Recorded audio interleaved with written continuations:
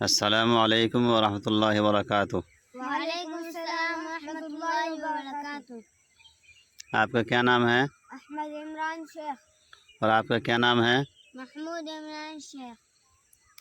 یہ بتائیے کہ آپ لوگ کو سورہ فاتحہ یاد ہے؟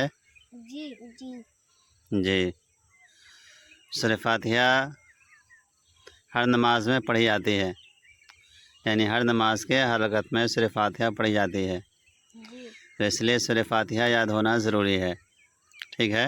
جی اور اگر اس کو سمجھ کر پڑھے تو اور اچھی بات ہے۔ تو آپ لوگ سورہ فاتحہ سنائیے اور میں اس کا ترجمہ کر کے آپ کو بتلاتا ہوں، تاکہ سورہ فاتحہ کا ترجمہ اور مفہوم آپ لوگ کے ذہن میں بیٹھ جائے، ٹھیک ہے؟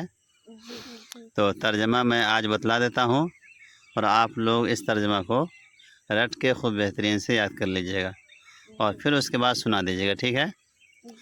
تو سورہ فاتحہ سنائیے ایک ایک آیت کر کے، اور میں آپ کو ایک ایک آیت کر کے اس کا ترجمہ بتلا دیتا ہوں، ٹھیک ہے؟ چلیے، اعوذ باللہ اور بسم اللہ پڑھ کے سورہ فاتحہ سنائیے۔ اعوذ باللہ من الشیطان الرجیم۔ جی، اس کا ترجمہ ہے کہ میں پناہ لیتا ہوں اللہ کی، میں پناہ لیتا ہوں اللہ کی شیطان مردود سے۔ بسم اللہ الرحمن الرحیم۔ جی، اس کا ترجمہ ہے کہ میں شروع کرتا ہوں اللہ کے نام سے جو بے حد مہربان نہایت رحم والا ہے۔ الحمدللہ رب العالمین۔ تمام تعریفیں اللہ کے لیے ہے جو سارے جہانوں کا پروردگار ہے۔ پروردگار کا مطلب یہ ہوتا ہے پرورش کرنے والا۔ اس میں رب کا لفظ استعمال ہوا ہے۔ رب کا مطلب ہوتا ہے مالک، رب کا مطلب ہوتا ہے پرورش کرنے والا، رب کا مطلب ہوتا ہے انتظام کرنے والا۔ تو اللہ سارے جہاں کا رب ہے، یعنی سارے جہاں کا مالک ہے، اور تمام یعنی ساری دنیا اللہ کی مملوک ہے، اور اللہ سارے جہاں کا پروردگار ہے، پرورش کرنے والا ہے، یعنی روزی کا انتظام، ہر چیز کا انتظام اللہ کرتا ہے۔ تو اللہ تبارک تعالیٰ رب ہے، یعنی اللہ پرورش کرنے والا ہے، اللہ انتظام کرنے والا ہے، اور اللہ مالک ہے۔ الرحمن الرحیم۔ جی، الرحمن الرحیم، یعنی اللہ بے حد مہربان ہے اور نہایت رحم والا ہے، یعنی اللہ تبارک تعالیٰ کی مہربانی یہ عام بھی ہے اور تام بھی ہے۔ مالک یوم الدین۔ جی، جو بدلے کے دن کا مالک ہے، جو بدلے کے دن کا مالک ہے، یعنی قیامت کے دن کا مالک ہے، اس لیے قیامت کا جو دن ہے وہ بدلے کا دن ہے۔ ایاک نعبد و ایاک نستعین۔ ہم تیری ہی عبادت کرتے ہیں اور ہم تجھی سے مدد طلب کرتے ہیں۔ کیوں؟ اس لیے کہ اللہ تبارک تعالیٰ کے لیے یہی تمام تعریفیں ہیں اور وہی سارے جہانوں کا پروردگار ہے، تو اس لیے عبادت بھی صرف اللہ ہی کی جائے گی اور مدد بھی صرف اللہ تبارک تعالیٰ ہی سے طلب کی جا سکتی ہے۔ اہدنا الصراط المستقیم۔ تو ہمیں ہدایت دے سیدھے راستے کی۔ صراط الذین انعمت علیہم۔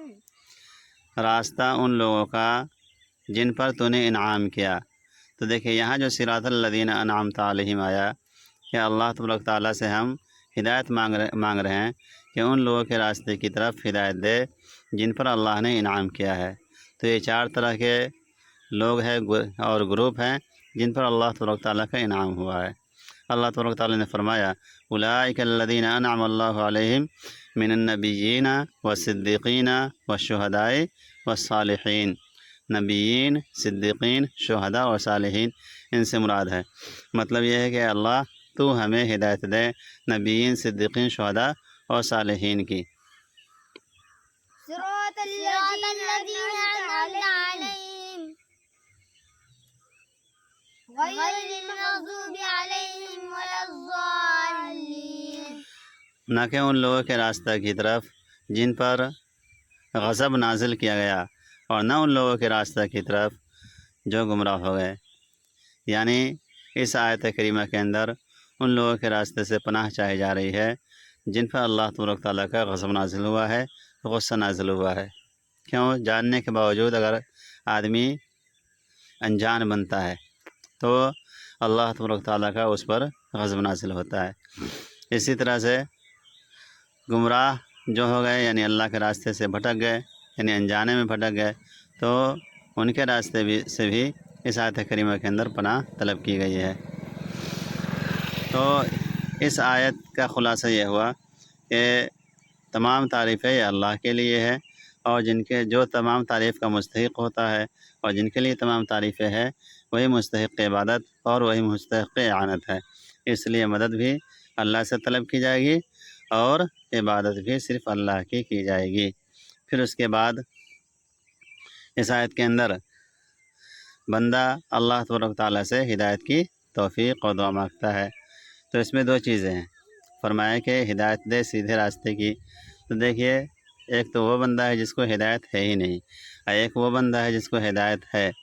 تو جس کو ہدایت نہیں ہے تو اس کا مطلب یہ ہے کہ ہدایت دے دے، اور جس کو ہدایت حاصل ہے پہلے سے تو اس کا مطلب یہ ہے کہ ہدایت پر جمع رہنے کی اور ثابت قدم رہنے کی توفیق دے۔ آمین۔ جی، آمین ہم بولتے ہیں، اس کا مطلب ہوتا ہے کہ تقبل منا، یعنی اے اللہ تو ہماری طرف سے اس کو قبول فرما۔ آمین یعنی ہماری دعا کو قبول فرما، ٹھیک ہے؟ تو آمین کا مطلب ہوتا ہے قبول فرما۔ صدق اللہ العظیم۔ جی، صدق اللہ العظیم کا مطلب یہ ہے کہ اللہ نے جو بات بھی بیان کی ہے وہ بالکل سچ ہے، بالکل برحق ہے، بالکل اٹل ہے، اس کے اندر تبدیلی نہیں ہو سکتی ہے۔ اللہ نے فرمایا انہ لقول الفصل، کہ قرآن کریم جو ہے یہ قول فصل ہے، یعنی حق اور باطل کے درمیان فیصلہ کرنے والا کلام ہے۔ وما ہوا بالحزل، یہ کوئی مذاق کی چیز نہیں ہے۔ اللہ نے فرمایا کہ وتمت کلمۃ ربک صدقا وعدلا، کہ آپ کے رب کی بات جو ہے یہ بالکل تام اور مکمل ہے اور بالکل سچی ہے۔ تو اللہ تبارک تعالیٰ یہ خود سچے ہیں، اور اللہ تبارک تعالیٰ کا جو کلام ہے یہ بھی سچا ہے، اور اللہ تبارک تعالیٰ نے اپنے نبی کو بھیجا محمد صلی اللہ علیہ وسلم کو، جو سب سے آخری نبی لیکن تمام نبیوں کے سردار۔ تو یہ بھی کیا ہے؟ سچے نبی۔